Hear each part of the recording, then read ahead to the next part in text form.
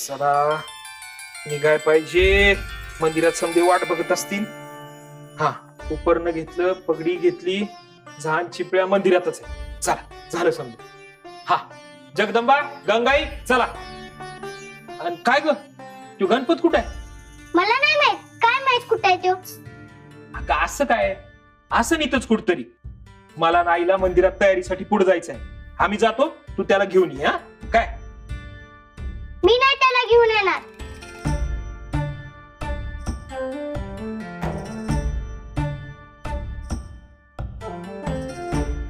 जगदंबा, अगं किती वाईट वागतेस तू त्याच्याशी. पाहुणा हाय नव तो, असं वागू नये बाळा. जा त्याला बघ तो कुठं आहे तो आणि सोबत घेऊन ये. येताना दाराची कडी नीट लावून ये. चला. हा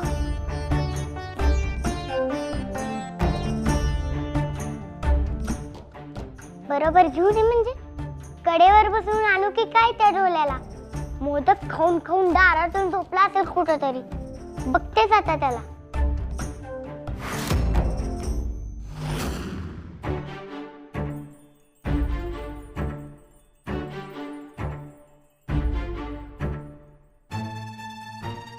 इथे तर कुठेच नाहीये हा. मग कुठे गेला?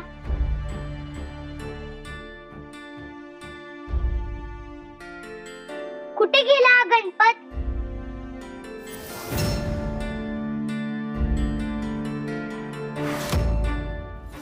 गणपत आई ग. गणपत काय झालं तुला गणपत? आई अग पोटात दाह होतोय, खूप दुखतंय. म्हणून सांगत होते एवढं खाऊ नकोस. 21 मोदक खाल्लेस तू. अग त्याच्यामुळे नाही होतंय. मग घरी आलेल्या बाईना त्यात काहीतरी मिसळलं होतं. कोण बाई?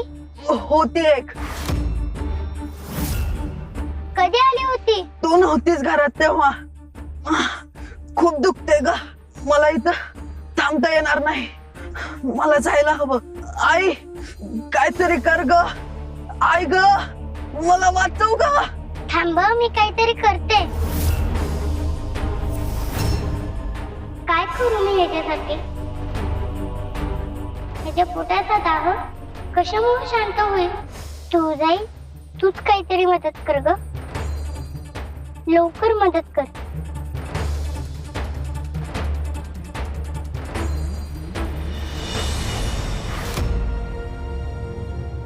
मी हेच सांगत होते की ती माया हरली.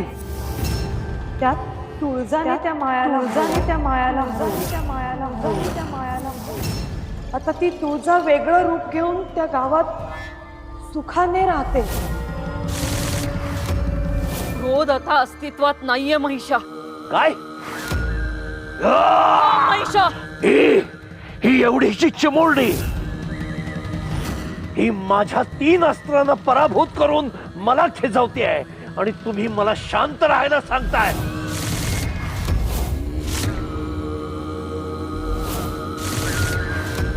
माता ज्याच्याकडून आपल्याला प्रचंड अपेक्षा होत्या तो मदराज पराभूत झालाय. अपयश, पराभव, अवहेलना, जिला बराच काळ हेच हाती येतंय आमच्या. कुठलीच योजना सफल होत नाही, कुठलाच रिपू यश मिळवत नाही. असं का होतंय? चुकीच्या दिशेनं मारलेला तीर लक्षभेद कसा करेल रे महिषा? कोण आहे? कोण आहे? आम्हाला एकेरी बोलवण्याचं धाडस कुणी केलं?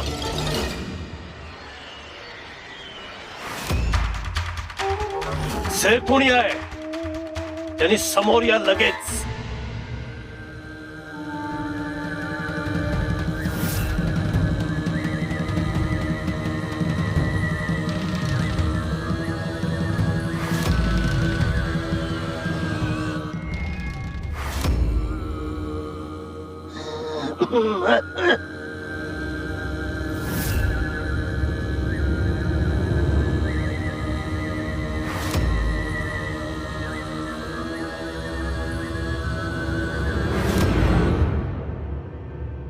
कोण आहेस तू?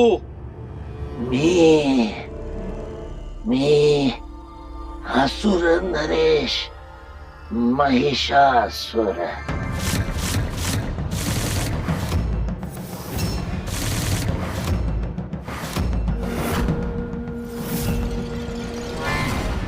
काय करू मी ह्याच्यासाठी?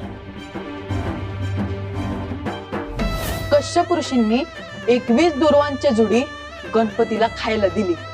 एवढं समजू केल्यानंतर मग गणपतीच्या पोटात जळजळ कमी झाली. हा, दुर्वा. आता दुर्वामुळे त्याचं पोट दुखायचं थांबू शकेल. गणपत, तू काळजी करू नकोस. मला तुझ्या पोट दुखीवरचा उपाय सापडलाय. मी तुझ्यासाठी दुर्वा घेऊन येते. त्या कुठे सापडतील मला माहितीये. आलेच मी.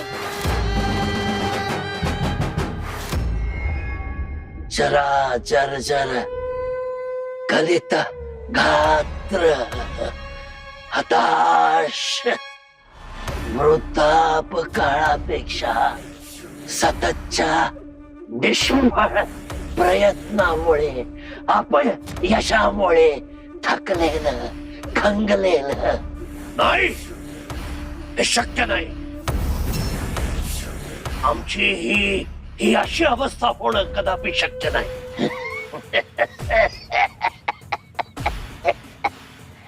होणार होणार. तू आता तुळजाला मिळवण्यासाठीचे दिशाहीन निरर्थक प्रयत्न करतोयस. त्यामुळे लवकरच तुझी ही अशी अवस्था होणार. मी काय करू मी? कोणत्याच योजनेमध्ये यश येत नाही. सगळे फासे उलटे पडतायत माझे. हवा तो परिणाम साधत नाहीये. तुला एक युक्ती सांगतो. तुझे दोन्ही हात मीठ जोड असे आणि दोन्ही हातांच्या मध्ये पोकळी राहू द्या. कर कर. आता उंजळ बघ. सांग, काय उंजळीत काय आहे तुझ्या? ही ओंजळ तर रिकामी आहे. काहीच नाही. काहीच नाही.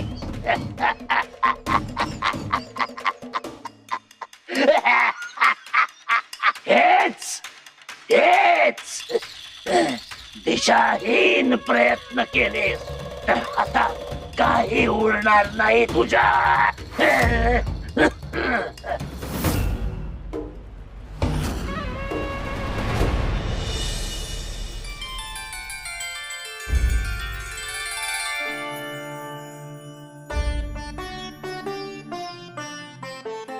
हो जनक बाबा, अहो सुरू करा पुढची गोष्ट.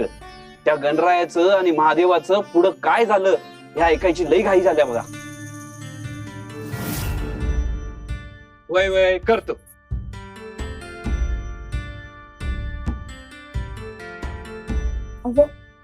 जगदंबा अजून आले कशी नाही? अगं, ती गणपत बरोबर येणार होती ना. येत असं. तू काळजी करू नको. मी कथा सुरू करतो, तू बस. हा, वय वय.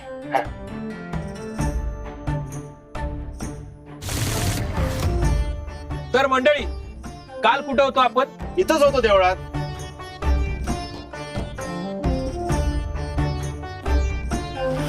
अहो सदा भाऊ, म्हणजे कथेत कुठपर्यंत पोहोचलो होतो असं म्हणतोय मी. तर महादेव आणि गणेशाचं युद्ध. हा. हा. जगदंबा कुठे दिसत नाही. मनोरमे, म्हणजे तुझी योजना सफल झाली तर घरीच बेशुद्ध पडली असणार ती. वा वा. चला आता इथं देवळात सगळे कथा ऐकण्यात गुंतलेले असतानाच इथून निघते आणि तिला उचलून घेऊन जाते तशीच. थांब, तुला एक कथा सांगतो. मनुष्य होता. मनुष्य तुझ्यासारखाच पराक्रमी, कर्तृत्ववान आणि महत्वाकांक्षी. त्याला शेती स्वतः करण्याचा अपार उत्साह होता. त्यानं मोठ्या कौतुकानं कष्टानं बी आणलं. बी आणि ते रोवलं. कुठं? दगडावर रोवलं. रोज त्याला पाणी घालायचा, पोषक खत घालायचा, पशु पक्ष्यांना हाकलायचा, स्वतः पहारा द्यायचा रोज. पण तिथं त्या दगडावर एक रोप सोडा, एक कोंब सुद्धा उगवला नाही. रोज जायचा, नाही उगवला. का? कारण तो चुकीच्या ठिकाणी पेरणी करत होता. दगडावर पेरणी करून खत पाणी घालून काय साधणार? हेच तुझ्या बाबतीत सुद्धा होतंय. अरे दगडावर कधी काही उगवत नाही. पाण्यावर पाण्याने लिहिता येत नाही आणि हे तुला कळत नाही. तुळजाला प्राप्त करण्याचे तुझे सगळे मार्ग अनाठायी आहेत, दिशाहीन आहेत. अरे तिला प्राप्त करण्याचे अन्य मार्ग आहेत महिषा.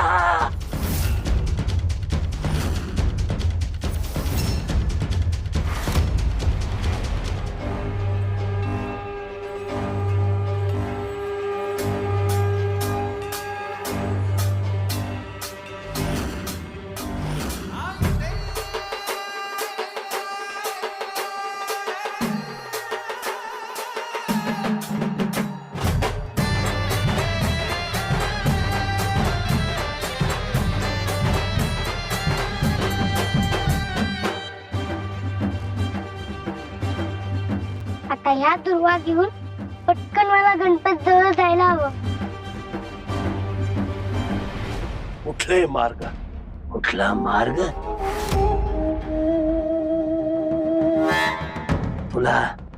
तुला एक कोड घालतो. ऐक. ज्ञानाचा दिवा अदृश्य झाला. तेज असेल तरीही थोडं, एकावर एक रचलेलं गुपित. यातच शोध सुटेल तुझं कोड. म्हणजे अर्थ काय आहे या कोड्याचा? उत्तर सोपं आहे. तुला याचं उत्तर मी सांगतो.